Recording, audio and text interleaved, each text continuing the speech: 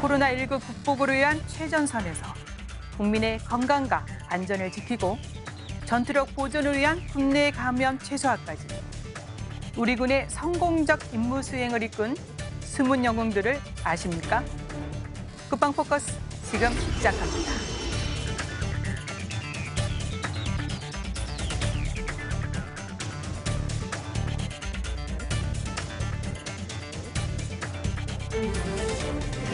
We have therefore made the assessment that COVID-19 can be characterized as a pandemic. 신종 코로나 팬데믹 사태로 지구촌이 휘청일 때 우리 군은 현 상황이 전시 상황에 준한다라는 인식 아래 국내 감염을 최대한 차단하면서 우리 군은 본연의 임무 수행은 물론 국가 위기 극복과 국민의 안전을 지키기 위해 역량을 결집했습니다. 코로나19 대응을 위한 우리 군의 활약상, 지금부터 살펴보겠습니다.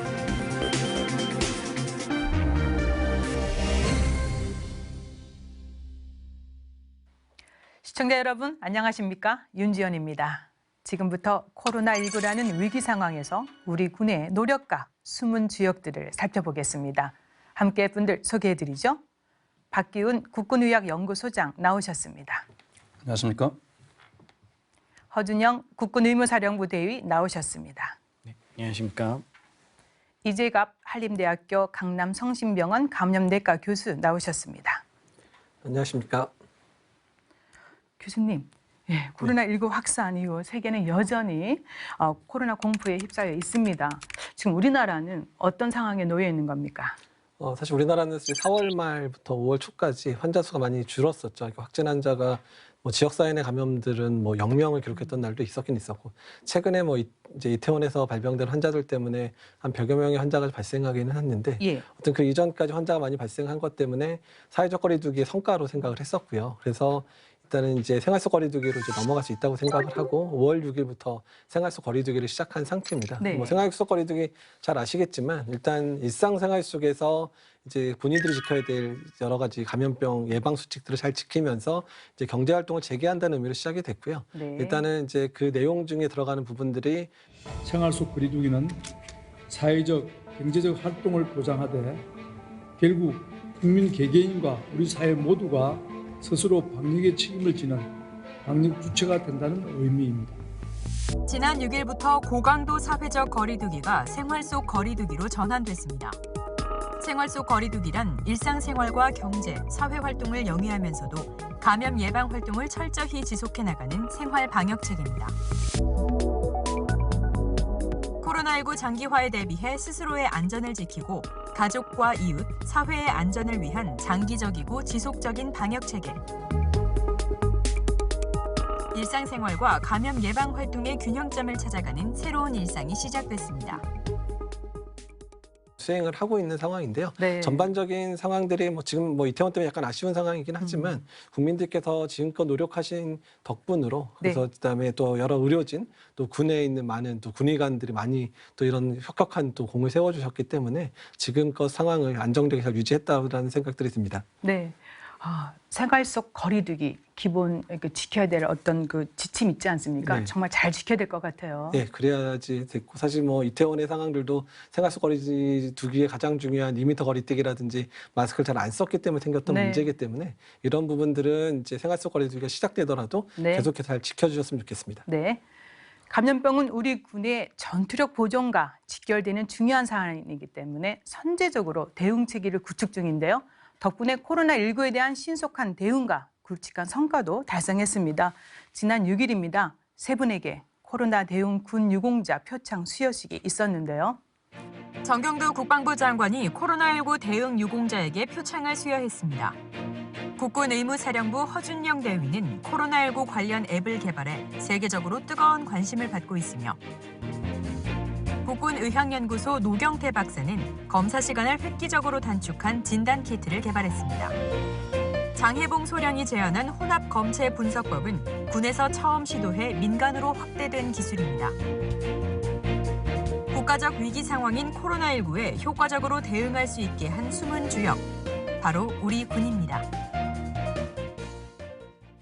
소장님, 네. 국군의학연구소의 숨은 영웅들 좀 더 소개해 주시겠습니까? 네, 저희가 코로나19 검사를 세팅을 하고 나서 그 검사 능력이 사실은 많지가 않았는데 그거를 극복하기 위해서 저희 연구소에 있는 장혜봉 소령 군의관이신데요. 이분이 그 검사 능력을 획기적으로 좀 높일 수 있는 방안을 제시를 했습니다. 예. 그래서 그것이 매우 큰 효과를 봤기 때문에 이번에 인정을 받았고요. 그리고 저희 연구원들 중에서 노경태 박사라는 분이 계시는데 네. 이분이 이제 그동안에 흔히 많이 사용되고 있던 방법이 아닌 새로운 개념의 그런 기술을 적용한 분자진단 기법을 새로 개발을 하셔서 네. 그것이 코로나19 관련돼서는 국내에서 최초로 특허 등록이 됐어요. 네. 그래서 그것도 역시 큰 공을 인정받아서 이번에 표창을 수여받게 됐습니다. 네, 정말 요즘 바쁜 시간 보내고 계시죠? 네, 그렇습니다. 예, 잠자기가 힘들 정도입니다. 그래도 그렇게 애써주신 덕분에 오늘날 여기까지 오지 않았겠습니까? 네. 허대인님, 네. 국군 의무사령부 대표하시는 숨은 영웅이십니다. 이번 코로나 위기 극복 관련해서 웹을 좀 개발하셨잖아요. 소개해 주시고 가장 처음 개발한 앱이 중증도 분류 앱이잖아요. 이게 어떤 것인지 말씀해 주시겠습니까? 네, 제가 제일 처음 개발한 중증도 분류 앱 같은 경우에는 사실 그 당시 3월 초였는데요. 그 당시에 이제 주변에 고생하는 우리 군의관, 공보위 또 선후배 의사 선생님들을 보면서 나도 뭔가 도울 수 있으면 좋겠다 계속 네. 고민하던 상황이었습니다. 그러다가 이제 그때가 상황이 이제 대구에 환자들이 많이 발생을 하면서 어떤 환자를 먼저 치료해야 되는지에 대해서 약간 지침이 조금 이제 아직 정리가 안 된 상황이었고 네. 그때 이제 질병관리본부에서 이제 칠판 지침을 내려주시면서 어떤 환자를 이제 더 뭐 생활치료소로 보내고 어떤 환자는 입원시키고 이런 것들 가이드라인이 이제 나왔습니다. 네. 근데 이제 가이드라인이 이제 제가 퇴근하면서 이렇게 핸드폰으로 보는데 한 20가지 이상의 항목이 있었습니다. 그래가지고 이제 매일 분류하시는 선생님들께서도 혹시라도 실수로 하나 정도 놓칠 수 있겠다 이런 생각이 네. 드는 겁니다. 그래서 이제 이거는 앱으로 만들면은 쉽겠다 싶어서 저희가 앱으로 개발을 하게 됐고 그날 퇴근하고 밤을 새워서 네. 앱을 금방 개발했었습니다. 그러셨군요. 갑작스럽게 닥친 이런 코로나19 사태로 가장 중요한 것이 이제 의료 인력 부족 아니겠습니까? 지금 허대님이 말씀해 주신 첫 번째 이제 만드신 게 중증도 분류 앱이지 않습니까? 이게 많은 도움이 됐을 것 같아요. 정말 시간을 많이 단축시켜 주셨는데 현장의 도움은 뭐 계속되고 있습니다. 그럼 두 번째 개발한 앱은 어떤 겁니까? 네. 그래서 이제 첫 번째 앱은 말씀드렸다시피 이제 우리 의료진을 위한 앱이라고 하면은 아무래도 사실 더 고통받는 것도 우리 국민들이 고통을 많이 예. 받고 있어서 우리 국민들에게 뭔가 도움이 될 수 있는 게 없을까 고민을 하다가 그 당시 이제 다들 불안감이 많아서 언제 선별진료소에 가서 검사를 해야 되는지에 대한 이제 가이드가 없다 보니까 많은 분들이 걱정을 하고 1339 전화를 하면은 뭐 1시간씩 기다리고 이러던 네. 상황이었습니다.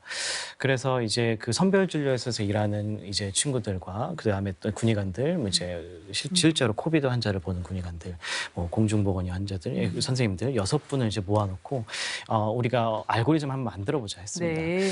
그러니까 이 앱이 당연히 뭐 마법도 아니고 코비드도 아니다 이렇게 진단을 해줄 수는 없겠지만은 이제 단지 어떤 상황에서는 우리가 조금 더 위험하니까 선별진료소 의사 선생님이랑 상담을 좀 해봐야 된다. 예. 이런 가이드라인을 저희가 만들었습니다. 그래서 이제 앱을 통해서 이제 하나씩 7가지 정도의 질문이 나오는데 네. 그 질문을 하나씩 답을 하면 예를 들어서 뭐 이제 위험 지역에 방문한 적이 있었느냐, 확진 환자랑 만난 적이 있었느냐, 아니면 뭐 체온이 얼마냐 이런 것들을 증상을 입력하고 나면 이게 위험한지 아니한지 이런 거를 이제 안내해드리고 예. 네, 그거에 따라서 진료를 보도록 이렇게 돼 있습니다. 대인이 지금 설명해 주신 첫 네. 번째와 두 번째 앱 보여줄 수 있으십니까? 네, 맞습니다. 네. 현재 앱스토어에는 코로나 관련 앱이 등록되지가 않아서 웹사이트로 접속하시면 됩니다.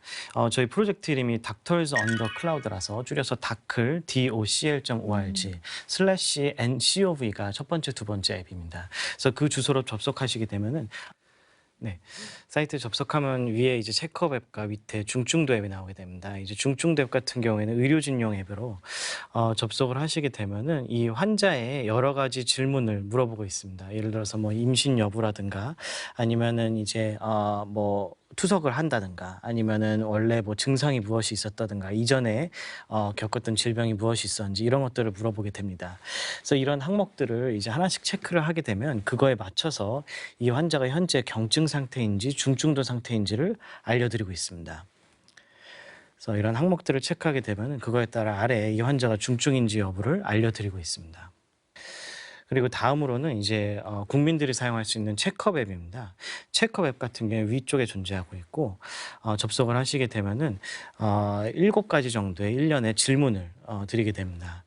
예를 들어서 이제 확진 환자랑 접촉한 적이 있었는지, 아니면은 이제 위험 지역을 방문한 적이 있었는지, 그리고 또는 이제 열을 쟀는지. 그래서 열 같은 것도 본인의 체온을 입력할 수가 있습니다. 체온을 입력하고 다음에는 이제 해열제와 진통제를 먹었는지 물어보게 되는데 해열제랑 진통제를 먹으면 열이 나도 열이 안 나는 것처럼 보일 수 있기 때문입니다. 다음에는 여러 환자의 증상을 물어보고 있습니다. 뭐 호흡곤란, 기침, 가래 이런 것들을 입력하게 되면 그거에 따라서 현재 위험도가 얼마나 되는지를 알려드리고 선별진료소 방문 필요성이 있는지를 알려드리고 있습니다. 네. 그러니까 의료진을 위한 앱이 있고 또 국민들 대상으로 앱이 지금 개발됐습니다. 네. 정말 현장에서 많이 도움이 되고 유용하게 사용했을 것 같은데 지금도 사용되고 있는 거잖아요. 네, 맞습니다. 코로나 확산 초기 우리나라 확진자 수가 다른 나라에 비해 높았습니다. 특히 대구 지역의 집단 감염 발생이 치명적이었는데요. 그래서 교수님, 현장을 직접 오가시면서 안타까운 그런 상황 많이 보셨을 것 같아요. 지금 허대인님이 개발한 이런 진단 앱 정말 슈퍼 감염자 수를 줄일 수 있는 많은 도움이 됐을 것 같아요. 어떻습니까? 네, 사실 이제 대구 경북 지역에서 가장 큰 문제가 이제 환자가 갑자기 급증을 하다 보니까 초기에 이제 진단을 할 수 있는 숫자도 많지 않았고 예. 또한 환자가 또 발생을 해서 확진이 됐음에도 불구하고 환자가 이제 뭐 병원으로 입원이 못 되는 상황들도 발생을 했었는데 예. 이 두 가지 앱이 다 중요한 의미를 갖는데 첫 번째 그 환자들 대상으로 했던 앱은 일단은 내가 선별조소를 가야 되는지 말아야 되는지 정말 궁금한 사람들한테는 그 앱을 보고 지금 이 정도면 꼭 가야 되는구나를 알려줬기 때문에 네. 그래서 본인이 혹시 감염자가 됐는데 모르고 다른 사람에 전파되는 걸 막는 데 상당히 기여할 수 있는 앱이었고요. 네. 두 번째는 이 그 환자의 중증도 앱 같은 경우 정말 유용하게 쓸 수 있었던 게 그러니까 환자들이 집에 이제 많이 한 2천여 명 정도가 입원 못 하고 있었는데 네. 그중에서 누구를 병원으로 데려갈까가 그때 상당히 문제가 됐는데 이런 앱을 바탕으로 해서 환자의 중증도가 체크가 되면 이 환자 위험하니까 빨리 병원으로 옮기고 이 환자는 또 이제 중간에 생활치료센터 생겼을 때는 이 환자는 아직은 증상이 가벼우니까 생활치료센터를 보내고 이래서 지역사회 내에 있는 환자들의 그런 중증도를 구분해서 안전하게 환자를 치료하는 데 상당히 도움이 될 만한 그런 앱으로 생각이 됩니다. 네. 그래서 우리는 이럴 때 하는 말이 있죠. 시적절에게 정말 많은 도움이 주는 그런 걸 개발하셨다라는 겁니다. 대인님. 그래서요. 이런 여세를 몰아서 반응이 참 좋습니다. 국내뿐만 아니라 해외에서조차 이제 반응을 보이고 있는데 지금 세 번째 또 개발하신 앱이 있다고 들었는데 이거는 WHO에 등록까지 했다고 했습니다. 네, 어떤 겁니까? 네. 그 첫 번째 두 가지 앱이 이제 24만 명이나 사용을 하셨습니다. 그 중에서도 이제 해외 사용자가 12만 명이나 될 정도로 예. 굉장히 많은 접속이 있다 보니까 좀 더 이게 환자들한테 혹시라도 피해가 되지 않아야 되고 그다음에 네. 좀 더 정확한 정보를 제공해야겠다. 이런 책임감이 많이 드는 상태였습니다. 그래서 이제 결국에는 데이터 기반으로 한 근거 기반의 그런 정보를 제공할 수 있는 게 가장 중요하기 때문에 그거를 이제 저희가 하고 싶다 이렇게 계속 생각을 하고 있었는데 네. 그 와중에 이제 연세대학교 의과대학 교수님들께서 좀 같이 도와줄 테니까 좀 더 크게 키우자 이렇게 얘기해 주시고 또 이제 저희 의무사령관님도 이 앱은 더 커질 수 있기 때문에 적극적으로 지원해서 더 크게 만들어보자 이렇게 말씀을 해주셨습니다. 그래서 이제 세 번째 앱이 개발되게 되었는데 이 세 번째 앱을 제가 한 줄로 설명을 드리자면 네.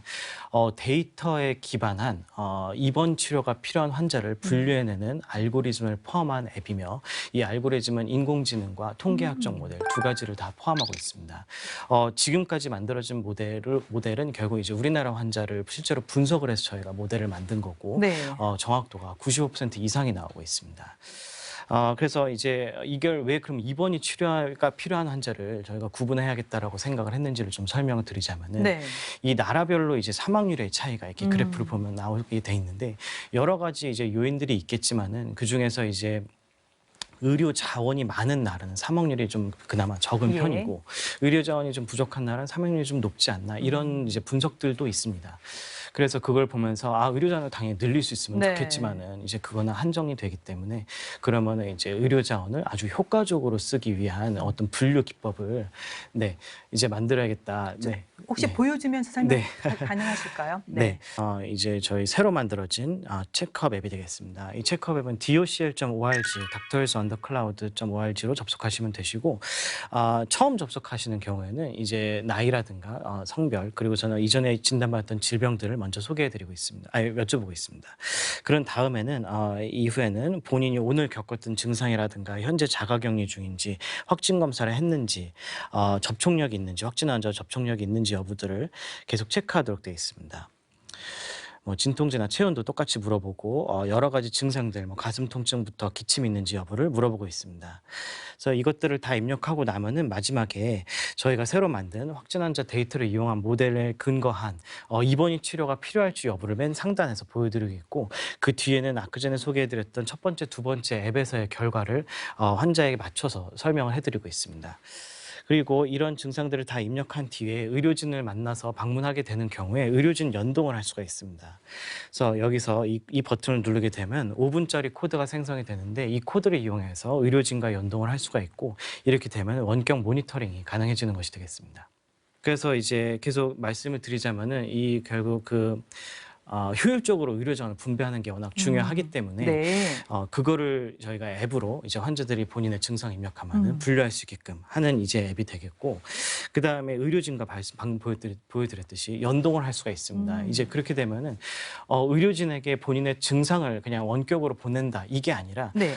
현재 증상을 기반으로 앞으로 어떻게 될지에 대한 예후 예측 결과까지 의사한테 간다는 겁니다. 네. 그래서 선제적으로 의사가 대응할 수 있는 그런 원격 모니터링 플랫폼이 되겠습니다. 또한 여기서 또 끝나는 게 아니라 네. 이제 그 사람들이 이렇게 쓰면서 이 자기의 증상을 입력하고 또 네. 의사들은 이제 연결을 하게 되면 이 환자의 임상 정보를 입력할 수 있게 되어 있습니다. 네. 그렇게 되면 이 데이터를 저희는 동의하에 수집을 하고 이거를 또 다시 분석해서 모델을 계속 실시간으로 좋게 만드는 이런 이제 선순환 구조의 플랫폼이 되겠습니다. 그래서 이게 결국에는 우리나라가 이제 그러지 않았으면 좋겠지만 혹시라도 이제 또다시 많이 환자가 발생해서 의료 자원이 부족한 상황에 왔을 때는 이 앱이 큰 도움이 될 거라고 생각을 하고 예. 이 WHO에서도 이제 그 디지털 헬스라고 해서 헬스 파트라고 이제 결국에는 전 세계의 디지털 기술로 이제 의료를 좀 좋게 해주는 그런 걸 관리하시는 분들이 계신데 네. 그 중에서 이제 대표이신 닥터 게렛 메일이라시는 분께서 저희한테 직접 메일을 보내셨습니다. 그래서 이제 WHO에서 코비드 관련된 이런 ICT 솔루션을 이제 정리해서 올릴 건데 네. 그 사전에 미리 몇 명만 선택해서 사전 등록을 좀 해달라 이렇게 연락이 왔습니다. 네. 그래서 저희가 바로 당연히 등록을 했고 등록을 하고 나서 보니까 총 저희 포함해서 3개밖에 없는 겁니다. 여기 시스템에. 그래가지고 우리가 그만큼 3번째로 등록될 정도로 전 세계적으로 네. 도움이 될 거라고 기대가 되는구나 이런 상황이었습니다. 네. 정말 설명 들어보니까 대단하십니다. 감사합니다. 세계가 주목할 만한 그런 앱 개발하셨는데 그럼에도 불구하고 혹시 개발하신 그런 내용 더불어서 또 보완하실 거나 또 개발하실 때 이러이러한 점으로 활용이 좀 잘 됐으면 좋겠다라는 점 바람이 있으면 좀 말씀해 주시겠습니까? 네, 맞습니다. 일단은 이게 활용이 되기를 바라는 점은 사실은 이제 우리나라나 선진국은 지금 이제 전 세계 지도를 이렇게 보면은 많이 활성화가 돼 있습니다 이미. 그리고 저는 이제 또 선진국은 그래도 의료 자원이 꽤 많기 때문에 결국에는 해결해 나갈 것이라고 생각을 하는데 문제는 이제 남아메리카, 이제 아프리카, 동남아시아 이쪽이 한참 활성화가 되고 있는 상황입니다. 근데 여기는 정말 의료 자원이 없기 때문에 우리 앱을 이용해 가지고 조금이라도 더 집중해서 잘 의료 자원을 쓰기를 바라고. 이제 문제는 또 거기에 마찬가지로 이제 말씀드렸듯이 이 앱은 현재 우리나라 데이터를 기반으로 하고 있습니다. 네. 그러다 보니까 이제 여러 인종을 다 어우르지 못한다는 게 사실은 문제점이고 보완해 나가야 될 방향입니다. 예를 들어서 제가 흥미로웠던 점이 그 외국에서 발표된 논문들을 보면은 이제 BMI, 그러니까 체질량 지수가 높을수록 예후가 안 좋다 이런 논문들이 많이 나오는데 저희 데이터를 분석해 보니까 BMI가 오히려 아주 극단으로 낮은 환자들에서 예후가 안 좋은 모습을 또 보이기도 했습니다. 예. 이거는 이제 사실 당연히 생각해보면 너무 마른 이제 노쇠한 분들께서 위험하다 이렇게 해석을 할 수가 있고 이거는 확실히 인종에 따라 좀 차이가 있구나 이런 소견입니다. 네. 그래서 앞으로도 이제 해외에도 저희가 외교부 통해서도 많이 홍보가 돼 있고 외국 사람들이 많이 이용해서 데이터를 좀 보완해야겠다 이렇게 생각을 하고 있습니다. 그럼 계속해서 보완하실 예정이신 네, 거네요. 맞습니다. 네, 인종까지 이제 데이터를 활용해서 좀 더 전 세계인들이 쉽게 접근해서 또 진단할 수 있는 그런 앱을 개발하실 예정인데 교수님, 근데 지금은 이제 포스트 코로나 얘기 나오고 있고요. 또 생활 속 거리두기 실천 중인데 지금 설명 들어보니까 허대인 님이 개발한 이런 첨단 과학기술을 접목한 예측 모델 구축 정말 좋은 아이디어인데 지금 염려되는 게 2차 대유행이 됐으면 어떻게 되냐 이거죠. 2차 유행이 되기 전까지 우리가 뭔가 또 새로운 걸 해야 되는데 의견이 어떠십니까? 사실 이제 2차 대유행에 대한 부분들은 많은 이제 감염병 전문가들이 뭐 아마도 발생할 거다.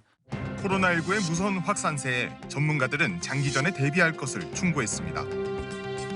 최근 국내 확진자 수가 다시 늘어남에 따라 2차 대유행도 우려되고 있는 상황. 여전히 우리 주변에 도사리고 있는 치명적인 위협에 어떻게 대응해야 할까요?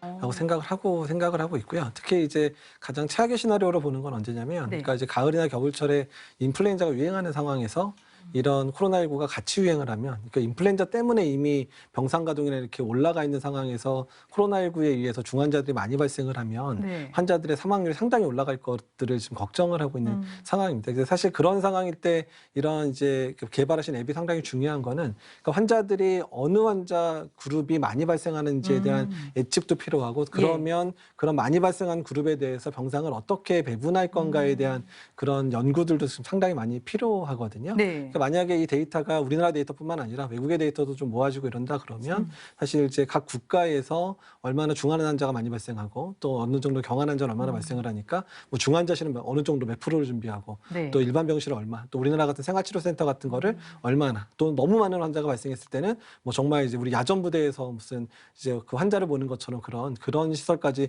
구분할 건가를 이제 예측할 때 이 모델이 많은 사람들이 사용을 해준다면, 아, 나는 현재 이런 증상을 가진 사람이고 나는 어디로 입원할까 해서 사람한테 알려주는 것도 있지만 네. 그 데이터가 많이 쌓이게 되면 그런 예측 모델에도 상당히 활용 가능하기 때문에요. 앱을 조금 더 이제 데이터를 늘릴 수 있도록, 또 네. 데이터에 의해서 계속해서 그 모델이 계속 변경될 수 있게끔 하는 그런 좀 능동형으로 바꾸신다면 상당히 많이 도움이 되지 않을까 생각이 됩니다. 네, 그렇군요. 2차 대유행 직전까지 정말 치료제도 나오고 또 앱이 조금 더 진화됐으면 좋겠습니다. 국군의학연구소 소속 장혜봉 소령가, 노경태 박사님도 장관 표창을 받았습니다. 아까 소장님께서 잠깐 언급해 주셨는데요. 네. 거듭 축하드리겠습니다. 감사합니다. 예, 국군의학연구소. 사실 최근에 좀 알려지기 시작했지만 네. 많은 국민들은 좀 생소할 수 있습니다. 소장님, 조금 더 국군의학연구소 어떤 곳인지 말씀해 주세요.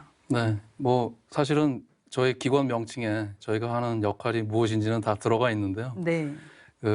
여러분들이 이제 생각하실 때는 국군의 의학연구가 필요한가 이렇게 생각하실 수도 있겠습니다만, 군에서는 사실 군 자체적으로 필요한 의학연구 분야가 있습니다.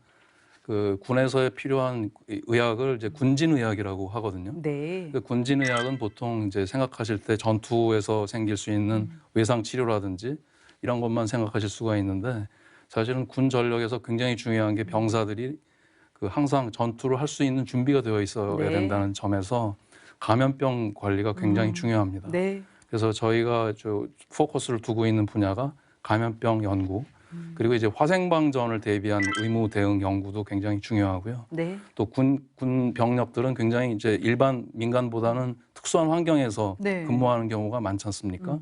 그래서 직업 환경 의학도 중요합니다. 그래서 네. 그런 분야의 연구들을 하고 있고, 또 군에서 필요한 의료 정책 연구도 하고 있고요. 네. 그밖에 이제 그 이번에 코로나19 검사 지원을 했듯이 군에서 이런 검사 지원 같은 것들이 필요할 때 검사 지원도 하고 있고, 또 환경에서 어떤 감염을 일으킬 수 있는 소지가 있는 것들이 있어요. 네. 예를 들면 모기라든지 또 진드기 이런 것들이 병을 일으키는데, 그런 것이 얼마만큼 위험 소지가 있는지도 저희가 평소에 모니터링하는 역할도 하고 있고, 네.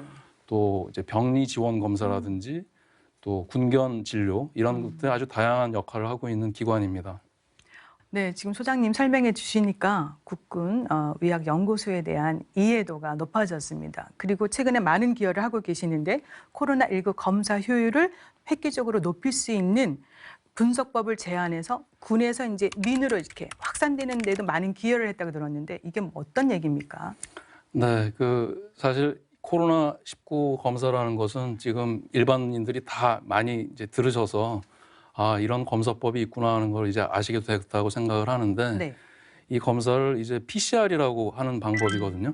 그 우리 몸에도 이제 DNA가 있고, 네. 바이러스는 RNA라고 하는 비슷한 핵산 물질이 있는데, 그 독특한 핵산 물질이 있는지 없는지를 검사하는 기법이에요. 이거는 그 핵산이 굉장히 적게 있을 수가 있기 때문에 그 숫자를 확 늘려가지고 검출을 할 수 있는 그런 방법입니다. 네. 그래서 일반적으로 전 세계적으로 많이 사용되고 있고 개발이 되고 있는 그런 그 방법인데 네. 이 방법의 문제점은 단시간에 많은 검사를 하기가 좀 어렵다는 데 있어요. 네. 그걸 하기 위해서는 굉장히 많은 장비와 또 인력 같은 것들이 투자가 돼야만 가능한 것이거든요.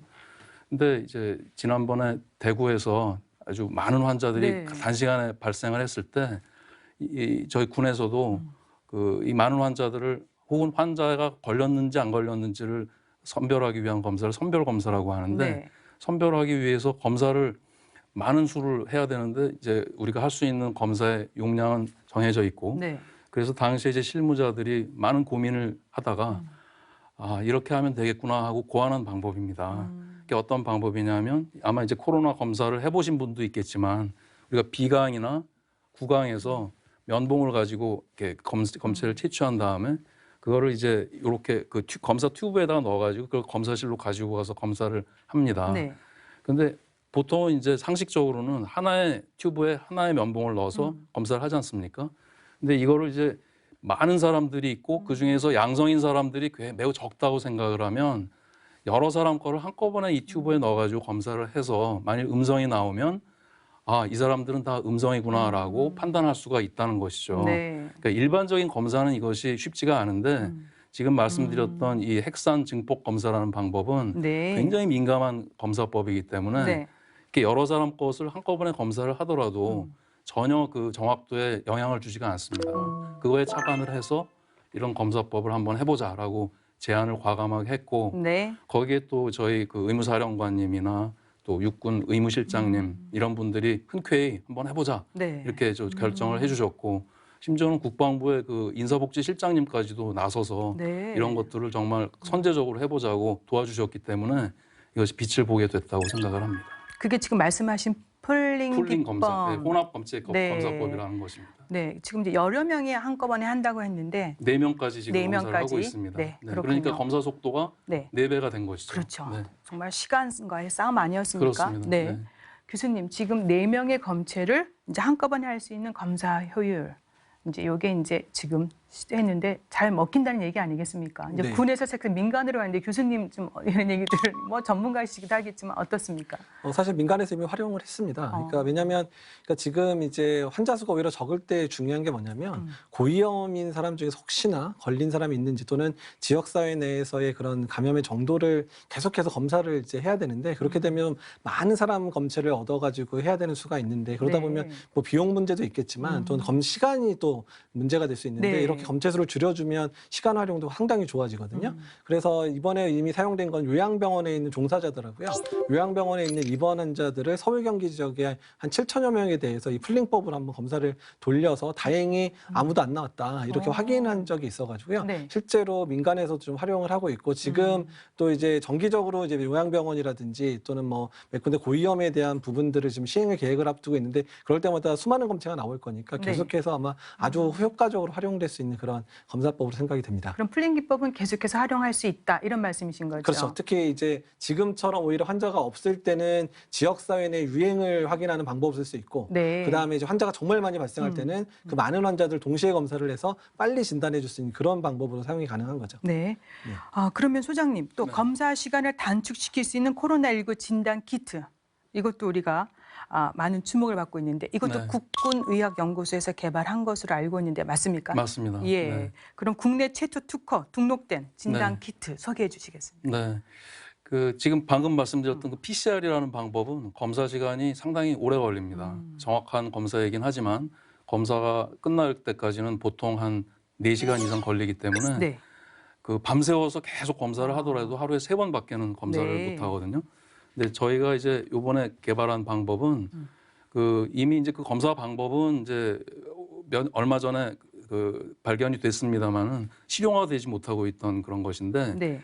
그 지금 이제 기본적으로 그 지금 말씀드렸던 DNA나 RNA를 증폭하는 것은 똑같은데 지금 사용하고 있는 방법은 굉장히 그걸 적용하기 위해서는 이제 좀 고가의 장비 같은 것들이 필요합니다. 네. 그 검사가 진행되는 과정에 있어서 검사의 온도를 조금 변화시켜서 그 핵산을 증폭시키는 방법이거든요.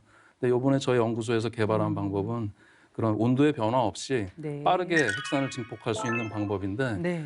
이거는 이제 조금 쉽게 말씀드리면 기존의 방법은 핵산 가닥 2개를 가지고 디자인을 하는데 지금 새로운 이 방법은 6개 그 가닥을 가지고 디자인을 하기 때문에 디자인하는 것이 좀 어렵습니다. 네. 그래서 아무나 할 수는 없고 이 분야에 굉장히 전문적인 지식을 갖고 있는 분만 디자인을 할 수가 있어요. 그래서 이런 방법으로 개발을 하게 되면은 검사 시간이 획기적으로 단축이 됩니다. 그래서 예. 지금 저희가 봤을 때는 1시간이면 충분히 검사 결과를 얻을 수 있어서 이것도 역시 지금 말씀드린 것처럼 아주 쉽게 그 현장에서까지 심지어는 네. 검사 결과를 확인할 수 있는 방법이라고 그 생각하기 때문에 네. 앞으로 이제 상품화돼서 식약처의 승인까지 받게 되면 네. 우리나라뿐 아니라 전 세계적으로 각광을 받을 수 있는 검사 방법이라고 확신하고 있습니다. 그러니까 시간도 단축이 돼야 되고 비용도 너무 비싸면 안 되지 않습니까? 비용도 저희가 이제 저렴하게. PCR보다는 훨씬 네. 싸게 지금 개발할 수 있을 걸로 예. 검토를 하고 있습니다. 그리고 앞으로 해외 수출도 지금 이루어질 예정이라고 하니까 네, 지금 정말 약 10여 개국 정도 네. 이미 계약이 지금 추진되고 있고요. 예. 네, 앞으로 수출 전망이 매우 밝습니다. 국위선양에 많은 기여를 하고 계십니다. 감사합니다. 네, 정말 자랑스러운 우리 군의 모습 또 엿볼 수 있었습니다. 교수님, 현재 우리나라 진단 키트 수입 요청이 많이 들어오고 있지 않습니까? 네. 신종 코로나 바이러스가 세계를 강타하는 가운데 신한류 열풍이 불고 있습니다. 열풍의 주인공은 바로 한국산 코로나 진단 키트입니다. 세계 각국의 정상이 직접 요청을 하는가 하면 전세기까지 띄우는 등 열기가 치열한 상황. 뜨거운 인기 비결은 무엇일까요?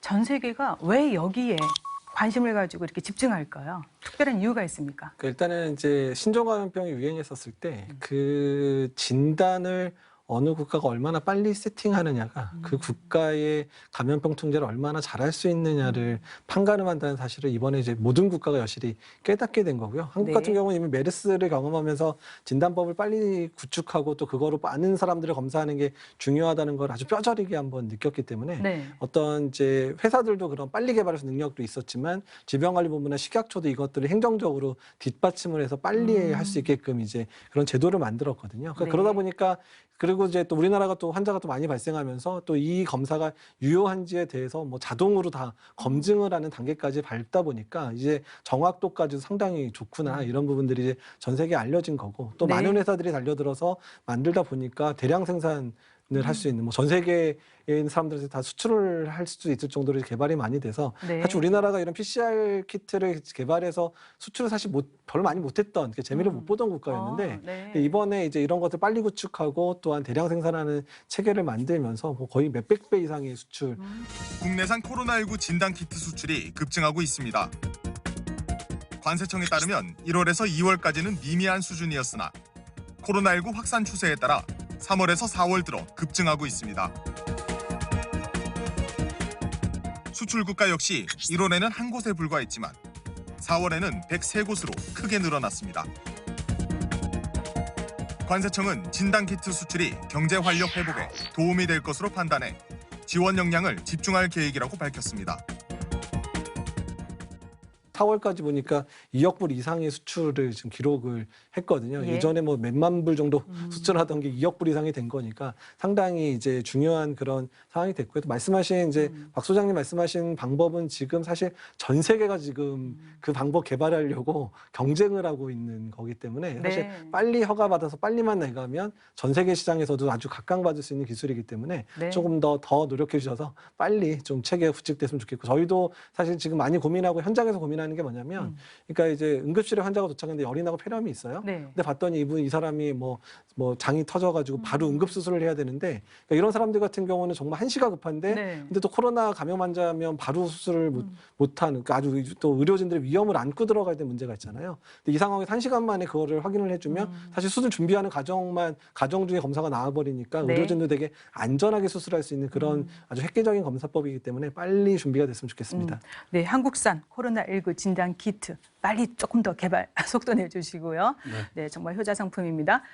풀린 기법이나 진단 키트처럼 감염병이 확산되는 위기 상황에서 발상의 전환과 획기적인 도입이 이루어져서 신속한 대응과 역량 강화로 이어질 수 있는데요.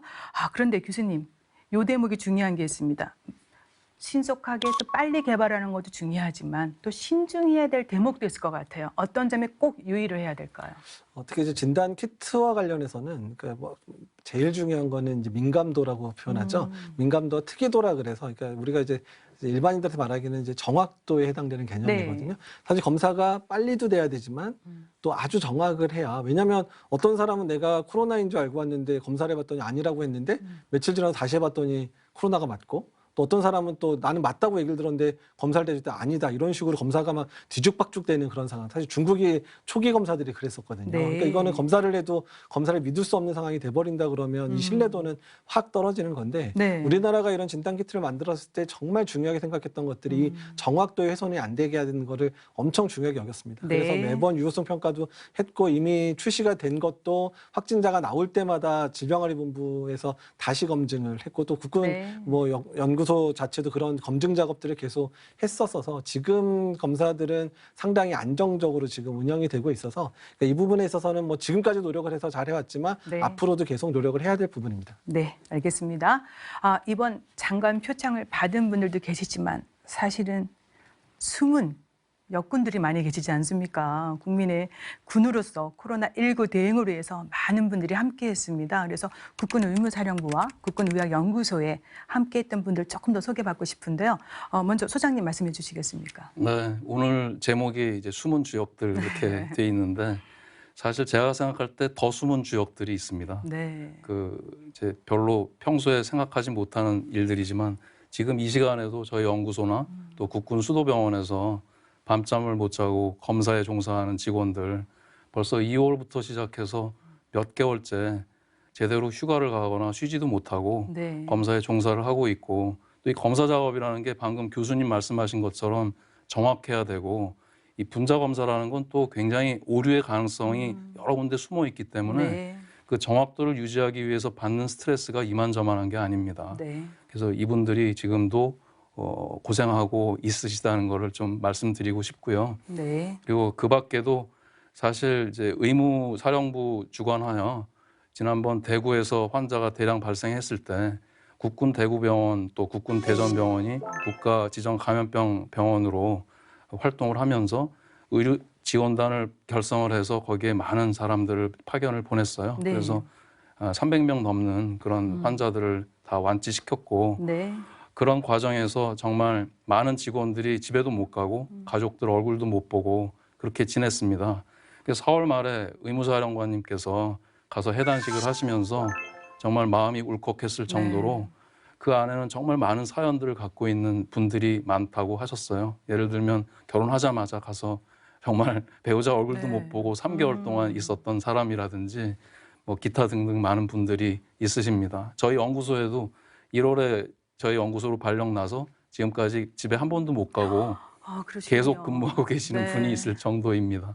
그 밖에도 인천 공항의 검역소에도 가서 지원을 하고 있고, 또 의무 쪽이 아닌 그 국방부 전체로 봐서도 물류 수송이라든지 물자 지원이라든지 또 방역, 소독, 네. 또 그 심지어는 저희가 마스크가 막 동나가지고 마스크를 약국에서 막 만들고 팔고 할 때 그 마스크 판매 지원이라든지 포장 지원까지도 네. 국군에서 해줬다는 거를 한번 말씀드리고 싶습니다.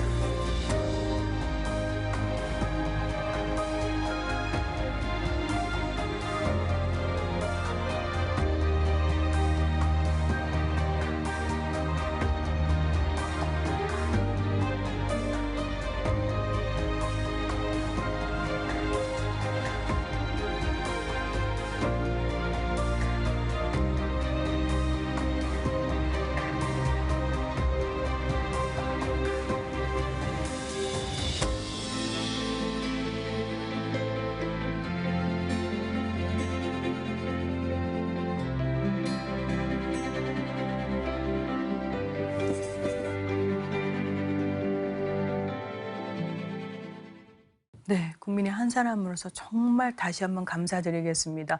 그런 분들이 계셨기 때문에 지금 오늘날 이렇게 또 많은 효과를 또 만들고 있지 않을까 싶은데요.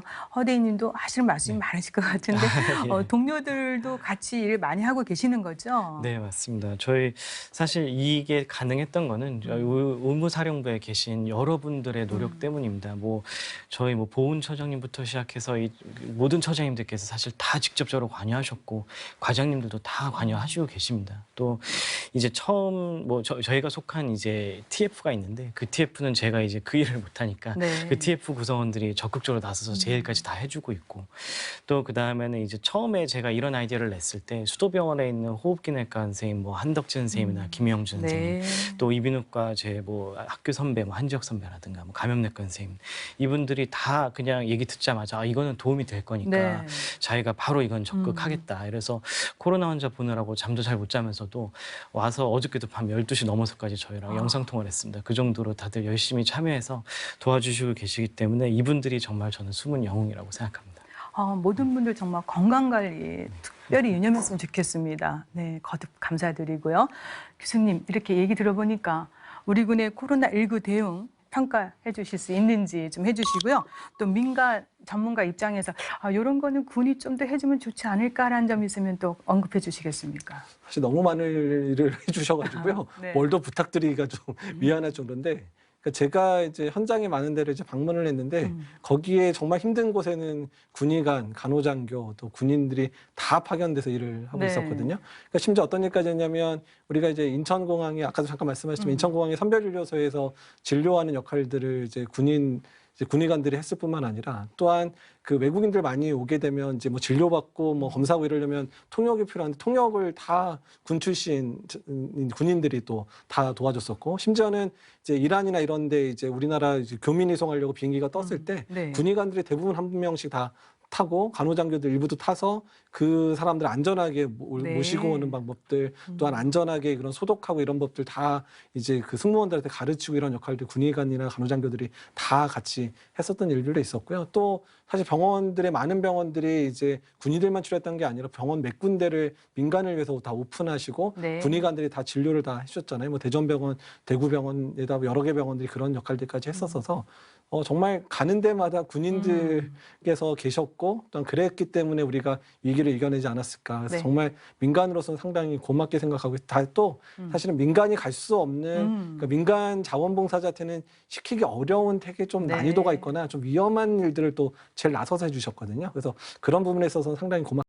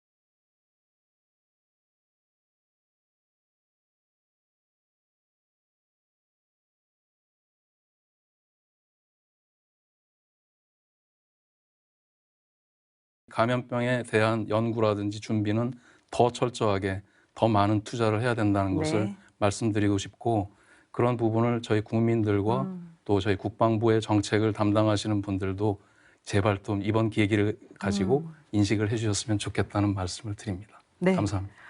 예, 코로나19 재발 방지와 또 종식 그날까지 우리 군 최선을 다해 주시기를 거듭 한 번 더 부탁드리겠습니다. 그리고 숨은 영웅 또 주역들이 있기 때문에 오늘날 그래도 우리가 빨리 이렇게 포스트 코로나19에 대해서 얘기할 수 있는 그런 날이 오지 않았나 싶어서요.